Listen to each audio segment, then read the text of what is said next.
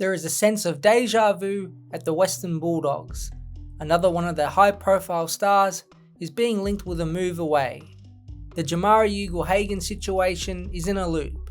2 days he is there, then he is not. Questions are being asked and the answers are now becoming the exact same. No one knows when he will fully return, as it really is up to him.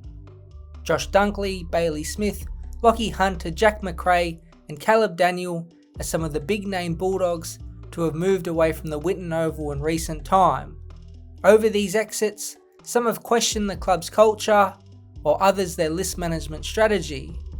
So what is going on at the Western Bulldogs that has caused so many good AFL players to leave?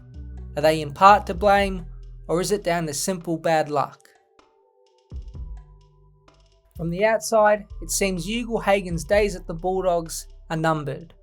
Luke Beveridge was on Footy Classified recently and said this: "We're passionate about him, we've cared for him for a long time.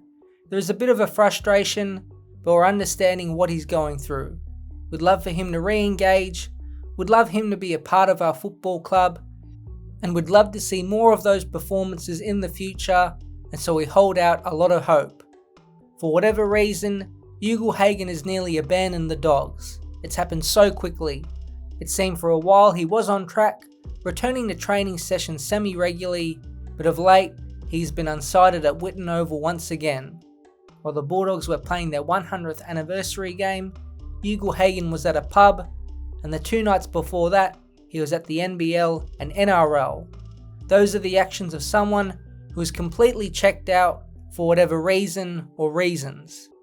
Beveridge hinted at immaturity as a part of his actions, but still said himself and the club hold out some hope. One of the final things he said on Ugle-Hagan was the most telling. In regards to his future, he said, "I definitely won't be making any decisions. What will happen is it'll be a groupthink, and ultimately, probably similar to 1 or 2 plays in the past, it's about what's best for the player and ultimately what's best for our football club as we move into the future." That's telling and shows his future at the Bulldogs is hanging on by a thread. But we'll get to Ugle-Hagan's future and what the Bulldogs do with him a bit later on. So what about the others that have departed of late? Is there any trend to see? Well, Bailey Smith fits in a similar boat to Ugle-Hagan. Going into 2024, it was clear the Bulldogs had a fight to keep him at the club. In December of 2023, he did an ACL and never got the chance to play for the Bulldogs again. There was very little chance without him being on field, he could have been persuaded to stay. And in the end, like Ugle-Hagan, Smith also isolated himself. He did the surgery with his own specialist, did his own rehab sessions, and spent time overseas in the middle of the season while the team was playing. He even officially requested a trade to Geelong on the Bulldogs' best and fairest night. Just wasn't a compatible match in the end. Lachie Hunter back in 2022 was offloaded for just a future 3rd round pick in a move that raised eyebrows at the time. The premiership and best and fairest winner was one of the most consistent wingmen in the competition over numerous seasons. It's not hard to put 2 and 2 together that Hunter was one of the players referenced by Bevo on Footy Classified. Hunter had off-field problems and was given away cheaply for a reason. He lasted just 2 years at Melbourne and played just 2 games in 2024, his final season, before retiring. The other big 3 are the fascinating ones: Josh Dunkley, Jack Macrae and Caleb Daniel. All 3 requested a trade out of the club, and although it's early days for Macrae and Daniel, all 3 have played great football. So why would 3 elite players and high quality people want to leave the club? Well, again, the situations are unique. Josh Dunkley wanted greater opportunity and leadership responsibility. There are also small hints of his unhappiness with some of the Bulldogs players' professionalism. In his first pre-season at the Lions, he did take a small shot at his former club, noting how much more running Brisbane's pre-season program had compared to what he did at the Bulldogs. He initially requested a trade at the end of 2021 to Essendon, but a deal couldn't get done. He had to wait a year winning the 2022 Best and Fairest before getting to Brisbane.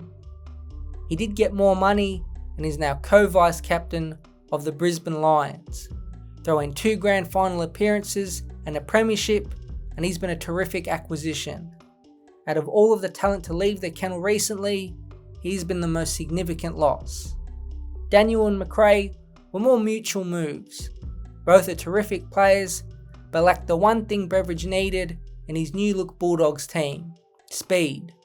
McRae over the past few seasons was slowly moved to half forward and wing roles, and Daniel, who was getting exposed out the back in defence, did transition on ball for a while before settling at AFL level on a wing as well.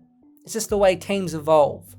McRae is a perfect fit for St Kilda, who need another big-bodied midfielder, and Daniel was an even better fit at North Melbourne as their main distributor out of defence. Both departures were respectful, and although it's early, seems to have benefited all parties. McRae out has allowed Joel Fraser and Ed Richards to shine in the Dogs midfield, and Harvey Gallagher and Lockie Bramble have come in defence and held their spots for now. So is there anything to see here? Well, from the outside, it doesn't look like it. It's hard to draw deep cultural issues from these departures, as they are all very unique. Daniel and McRae were more tactical in the whole picture of things, so we can rule them out in terms of issues with the actual football program. Bailey Smith never really fit in, and as Caroline Wilson reported on the Agenda Setters, it was best he left the club, and his issues, especially those around his personality and self-promotion, are still being sorted out at Geelong.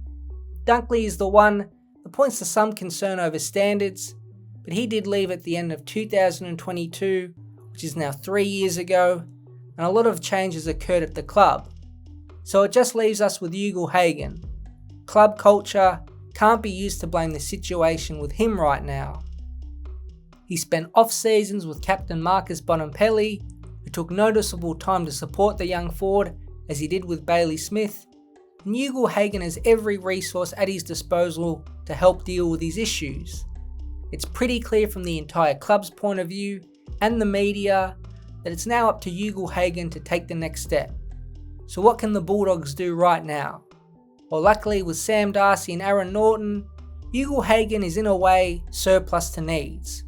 He's only contracted until 2026, so trading him out is a big possibility. Value is the issue. If his off-field issues grow or don't resolve, how could a club give up a high-level first-round pick or two and take a chance on him? He has shown his talent, not yet for a whole season, and it's risky to invest draft capital and time into an erratic player. On the other hand, how could the Dogs just give him away for a second-round pick or less? That would be crazy. How bad would it look if he went to another club and had a 50-goal-plus season? That's why it's such a strange spot.